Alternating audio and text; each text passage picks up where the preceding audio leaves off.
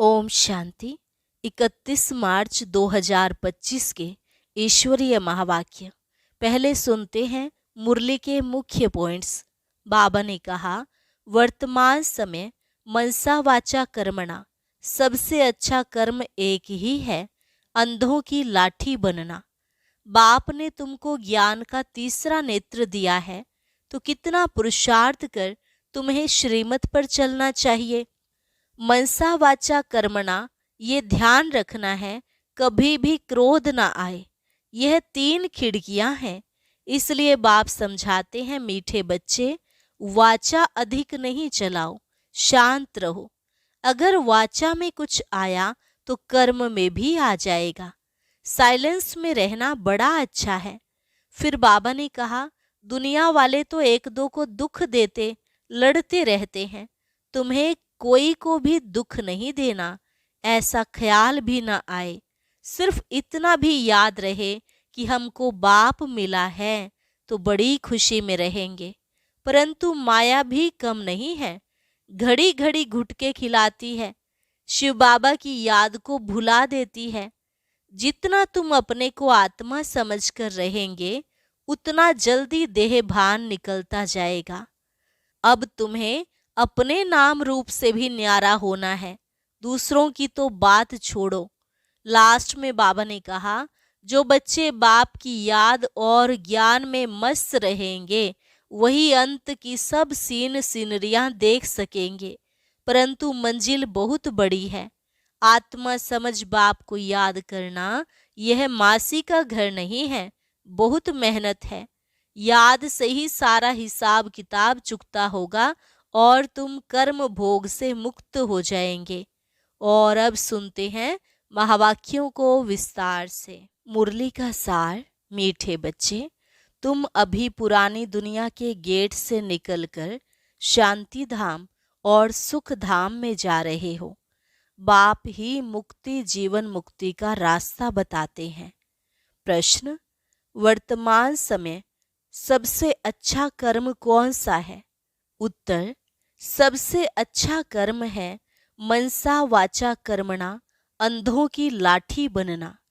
तुम बच्चों को विचार सागर मंथन करना चाहिए कि ऐसा कौन सा शब्द लिखें जो मनुष्यों को घर का, मुक्ति और जीवन मुक्ति का रास्ता मिल जाए। मनुष्य सहज समझ लें कि यहाँ शांति सुख की दुनिया में जाने का रास्ता बताया जाता है। ओम शांति। जादूगर की बत्ती सुना है? अलाउद्दीन की बत्ती भी गाया जाता है। अलाउद्दीन की बत्ती व जादूगर की बत्ती क्या क्या दिखाती है? वैकुंठ, स्वर्ग, सुख धाम। बत्ती को प्रकाश कहा जाता है। अभी तो अंधियारा है ना। अब यह जो प्रकाश दिखाने के लिए बच्चे प्रदर्शनी, मेले करते हैं, इतना खर्चा करते हैं, माथा मारते हैं, पूछते हैं बाबा इनका नाम क्या रखें। यहाँ बॉम्बे को कहते हैं गेटवे ऑफ इंडिया। स्टीमर पहले बॉम्बे में ही आते हैं। दिल्ली में भी इंडिया गेट है। अब अपना यह है गेट ऑफ मुक्ति जीवन मुक्ति। 2 गेट्स है ना। हमेशा गेट 2 होते हैं, इन और आउट। एक से आना, दूसरे से जाना। यह भी ऐसे हैं। हम नई दुनिया में आते हैं, फिर पुरानी दुनिया से बाहर निकल अपने घर चले जाते हैं। परंतु वापस आपे ही तो हम जा नहीं सकते, क्योंकि घर को भूल गए हैं। गाइड चाहिए। वह भी हमको मिला है जो रास्ता बताते हैं। बच्चे जानते हैं बाबा हमको मुक्ति जीवन मुक्ति, शांति और सुख का रास्ता बताते हैं। तो गेट ऑफ शांति धाम सुख धाम लिखें। विचार सागर मंथन करना होता है ना। बहुत ख्यालात चलते हैं। मुक्ति जीवन मुक्ति किसको कहा जाता है, वह भी कोई को पता नहीं है। शांति और सुख तो सभी चाहते हैं। शांति भी हो, धन दौलत भी हो, वह तो होता ही है सतयुग में। तो नाम लिख दें, गेट ऑफ शांति धाम और सुख धाम, अथवा gate of purity peace prosperity. यह तो अच्छे अक्षर हैं, तीनों ही यहाँ नहीं हैं, तो इस पर फिर समझाना भी पड़े। नई दुनिया में यह सब था। नई दुनिया की स्थापना करने वाला है पतित पावन गॉड फादर। तो जरूर हमको इस पुरानी दुनिया से निकल घर जाना पड़े। तो यह गेट हुआ ना प्योरिटी पीस प्रॉस्पेरिटी का। बाबा को यह नाम अच्छा लगता है। अब वास्तव में उसकी ओपनिंग तो शिव बाबा करते हैं, परंतु हम ब्राह्मणों द्वारा कराते हैं। दुनिया में ओपनिंग सेरेमनी तो बहुत होती रहती है ना। कोई हॉस्पिटल की करेंगे, कोई यूनिवर्सिटी की करेंगे। यह तो एक ही बार होती है और इस समय ही होती है। तो इसलिए विचार किया जाता है। बच्चों ने लिखा ब्रह्मा बाबा आकर उद्घाटन करें, बाप दादा दोनों को बुलाएं। बाप कहते हैं तुम बाहर कहीं जा नहीं सकते, उद्घाटन करने के लिए जाएं। विवेक नहीं कहता, कायदा नहीं, यह तो कोई भी खोल सकते हैं। अखबार में भी पढ़ेगा प्रजापिता ब्रह्मा कुमार कुमारियां। यह नाम भी बड़ा अच्छा है ना। प्रजापिता तो सबका बाप हो गया, वह कोई कम है क्या। और फिर बाप खुद सेरेमनी कराते हैं। करण करावन हार है ना। बुद्धि में रहना चाहिए। हम स्वर्ग की स्थापना कर रहे हैं तो कितना पुरुषार्थ कर श्रीमत पर चलना चाहिए। वर्तमान समय मनसा वाचा कर्मणा, सबसे अच्छा कर्म तो एक ही है, अंधों की लाठी बनना। गाते भी हैं हे प्रभु अंधों की लाठी। सब अंधे ही अंधे हैं तो बाप आकर लाठी बनते हैं। ज्ञान का तीसरा नेत्र देते हैं, जिससे तुम स्वर्ग में नंबरवार पुरुषार्थ अनुसार जाते हो। नंबरवार तो है ही। यह बहुत बड़ी बेहद की हॉस्पिटल कम यूनिवर्सिटी है। समझाया जाता है आत्माओं का बाप परम पिता परमात्मा पतित पावन है। तुम उस बाप को याद करो तो सुख धाम चले जाएंगे। यह है हेल, इनको हेवन नहीं कहेंगे। हेवन में है ही एक धर्म। भारत स्वर्ग था, दूसरा कोई धर्म नहीं था। यह सिर्फ याद करें, यह भी मनमनाभव है। हम स्वर्ग में सारे विश्व के मालिक थे, इतना भी याद नहीं पड़ता है। बुद्धि में है हमको बाप मिला है तो वह खुशी रहनी चाहिए, परंतु माया भी कम नहीं है। ऐसे बाप का बनकर फिर भी इतनी खुशी में नहीं रहते हैं, घुटके खाते रहते हैं। माया घड़ी घड़ी बहुत घुटके खिलाती है, शिव बाबा की याद भुला देती है। खुद भी कहते हैं याद ठहरती नहीं है। बाप घुटका खिलाते हैं ज्ञान सागर में, माया फिर घुटका खिलाती है विषय सागर में। बड़ा खुशी से घुटके खाने लग पड़ते हैं। बाप कहते हैं शिव बाबा को याद करो, माया फिर भुला देती है। बाप को याद ही नहीं करते, बाप को जानते ही नहीं। दुख हरता सुख करता तो परमपिता परमात्मा है ना। वह है ही दुख हरने वाला।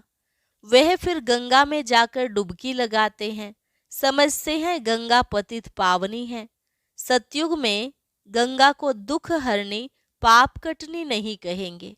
साधु संत आदि सब जाकर नदियों के किनारे बैठते हैं, सागर के किनारे क्यों नहीं बैठते हैं। अभी तुम बच्चे सागर के किनारे बैठे हो।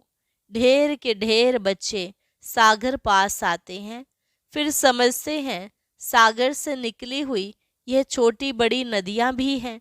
ब्रह्मपुत्रा, सिंध, सरस्वती, यह भी नाम रखे हुए हैं।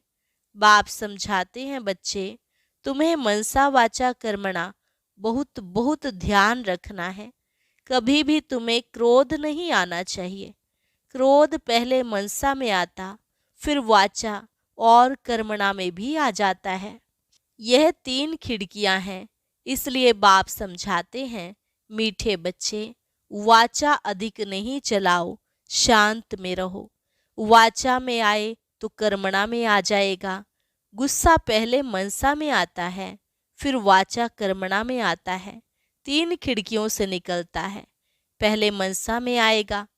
दुनिया वाले तो एक दो को दुख देते रहते हैं, लड़ते झगड़ते रहते हैं, तुमको तो कोई को भी दुख नहीं देना है, ख्याल भी नहीं आना चाहिए।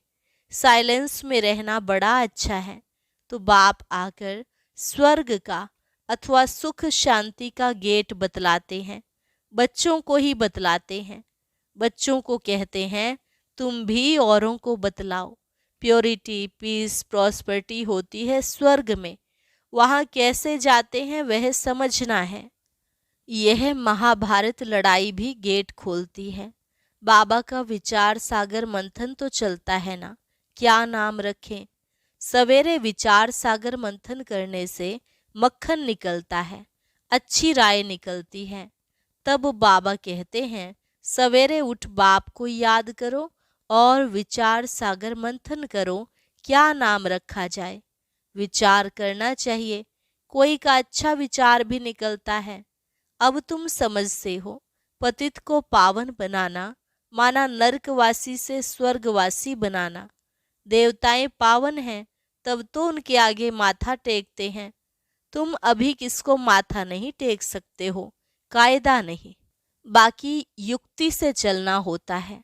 साधु लोग अपने को ऊंच पवित्र समझते हैं, औरों को अपवित्र नीच समझते हैं।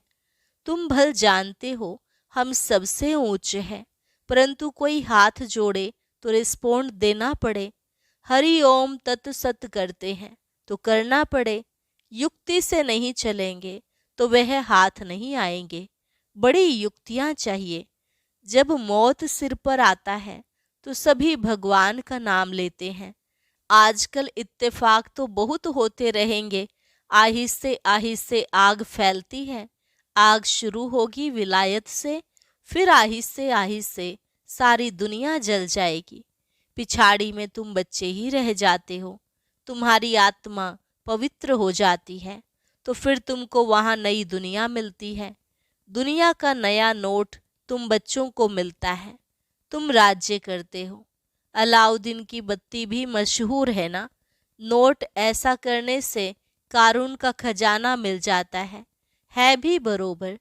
तुम जानते हो अल्लाह अव्वल दिन झट इशारे से साक्षात्कार कराते हैं। सिर्फ तुम शिव बाबा को याद करो तो सब साक्षात्कार हो जाएंगे। नवधा भक्ति से भी साक्षात्कार होता है ना। यहाँ तुमको एम ऑब्जेक्ट का साक्षात्कार तो होता ही है, फिर तुम बाबा को, स्वर्ग को बहुत याद करेंगे, घड़ी घड़ी देखते रहेंगे। जो बाबा की याद में और ज्ञान में मस्त होंगे वही अंत की सभी सीन सीनरी देख सकेंगे। बड़ी मंजिल है। अपने को आत्मा समझ बाप को याद करना मासी का घर नहीं है, बहुत मेहनत है। याद ही मुख्य है। जैसे बाबा दिव्य दृष्टि दाता है तो स्वयं अपने लिए दिव्य दृष्टि दाता बन जाएंगे। जैसे भक्ति मार्ग में तीव्र वेग से याद करते हैं तो साक्षात्कार होता है। अपनी मेहनत से जैसे दिव्य दृष्टि दाता बन जाते हैं। तुम भी याद की मेहनत में रहेंगे तो बहुत खुशी में रहेंगे और साक्षात्कार होते रहेंगे। यह सारी दुनिया भूल जाए, मन मनाभव हो जाए, बाकी क्या चाहिए। योग बल से फिर तुम अपना शरीर छोड़ देते हो। भक्ति में भी मेहनत होती है, इसमें भी मेहनत चाहिए। मेहनत का रास्ता बाबा बहुत फर्स्ट क्लास बताते रहते हैं। अपने को आत्मा समझने से फिर देह का भान ही नहीं रहेगा। जैसे बाप समान बन जाएंगे, साक्षात्कार करते रहेंगे, खुशी भी बहुत रहेगी। रिजल्ट सारी पिछाड़ी की गाई हुई है। अपने नाम रूप से भी न्यारा होना है तो फिर दूसरे के नाम रूप को याद करने से क्या हालत होगी। नॉलेज तो बहुत सहज है। प्राचीन भारत का योग जो है, जादू उसमें है। बाबा ने समझाया है ब्रह्म ज्ञानी भी ऐसे शरीर छोड़ते हैं। हम आत्मा है, परमात्मा में लीन होना है।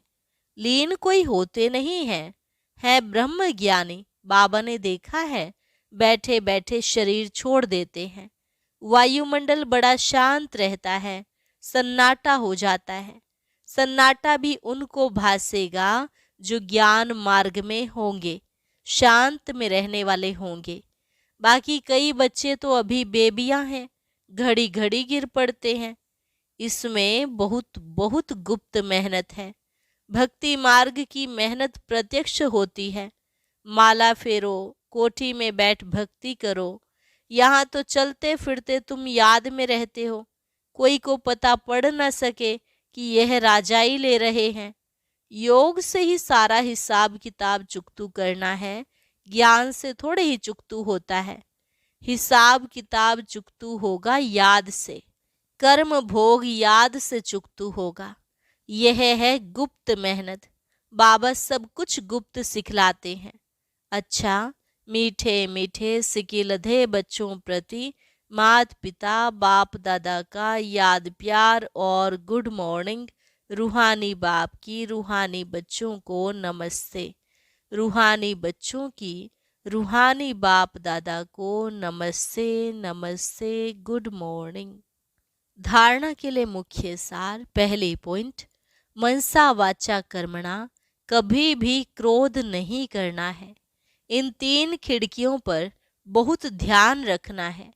वाचा अधिक नहीं चलाना है, एक दो को दुख नहीं देना है।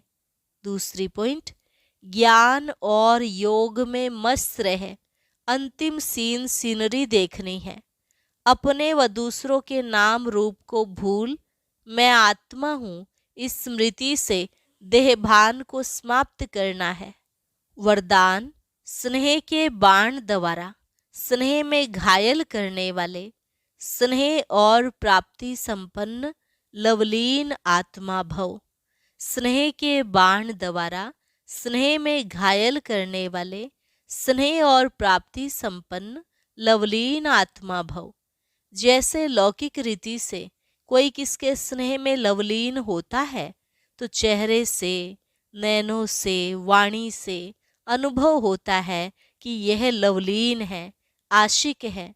ऐसे जब स्टेज पर जाते हो तो जितना अपने अंदर बाप का स्नेह इमर्ज होगा, उतना ही स्नेह का बाण औरों को भी स्नेह में घायल कर देगा। भाषण की लिंक सोचना, पॉइंट दोहराना, यह स्वरूप नहीं हो। स्नेह और प्राप्ति का संपन्न स्वरूप, लवलीन स्वरूप हो। अथॉरिटी होकर बोलने से उसका प्रभाव पड़ता है। स्लोगन, संपूर्णता द्वारा समाप्ति के समय को समीप लाओ। ओम शांति। अब आज का अव्यक्त इशारा और ज्ञान मोती भी अवश्य सुने।